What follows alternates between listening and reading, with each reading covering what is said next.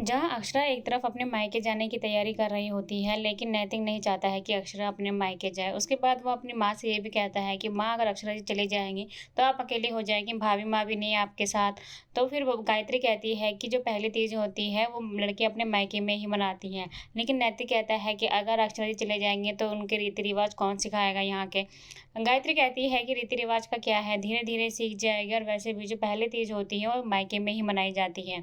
वहीं दूसरी तरफ अक्षरा के मायके वाले जो होते हैं वो भी काफ़ी खुश हो जाते हैं, क्योंकि अक्षरा 2-3 दिन के लिए रहने के लिए आने वाली है, क्योंकि पग फेरे में अगर आई थी तो फिर आई और सीधा चली गई। उसके बाद वहाँ पे शंकरी ताई भी आ जाती है और वो भी काफ़ी खुश हो जाती है। दादी कहती है कि तूने तो अक्षरा की शादी कराई, उसके बाद तो दिखी ही नहीं, हमें लगा कि तू हमें भूल गई। लेकिन शंकरी ताई कहती है कि नहीं, ऐसा नहीं है, आज तो दोनों दोस्त एक साथ काफ़ी खुश होंगे, एक साथ तीज मनाएँगे।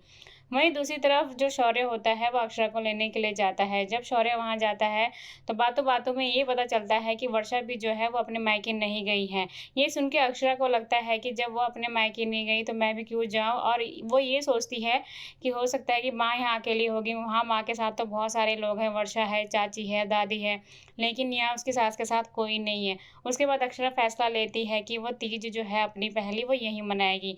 ये सुन के गायत्री काफ़ी इमोशनल हो जाती है और काफ़ी उससे प्यार करने लग जाती है। फिर भी गायत्री कहती है कि एक बार बेटा फिर से सोच लो, लेकिन अक्षरा कहती है कि नहीं माँ, मैं अपनी तीज यहीं मनाऊँगी, वरना आप अकेले हो जाएँगी, और मैं आपको अकेले छोड़ के कैसे जा सकती हूँ? वहाँ तो सब लोग हैं माँ के साथ, लेकिन यहाँ आपके साथ कोई नहीं है, भाभी माँ भी चली गई है। वहीं दूसरी तरफ अक्षरा के मायके वाले अक्षरा का इंतज़ार कर रहे होते हैं। अक्षरा जो है वो शौर्य से कहती है कि दादू मुझे माफ़ करना, लेकिन मैं यहाँ माँ को अकेले छोड़ के नहीं आ सकती हूँ। माँ से कहना जैसे उनकी बहू उनका ध्यान रख रही है, वैसे ही उनकी बेटी भी अपनी सास के साथ ही पहली तीज मनाएगी। उसके बाद शौर्य घर चला जाता है। सब लोग काफ़ी खुश हो जाते हैं जब शौर्य आता है। लेकिन राशि जैसे ही पूजा की थाल लाती है आरती की, तो उसे पता चलता है कि अक्षरा नहीं आई। शौर्य बताता है कि अक्षरा ने आने से मना कर दिया है, क्योंकि वहाँ गायत्री आंटी अकेले है, भाभी माँ भी जो है वो यात्रा के लिए चली गई है, इसलिए अक्षरा यहाँ नहीं आएगी, वो तीज अपनी वहीं मनाएगी। ये सुन के राशि को काफ़ी बुरा लग जाता है, लेकिन वो कहती है कि उसने अपनी सास के बारे में तो सोचा, लेकिन अपनी माँ के बारे में क्यों नहीं सोचा।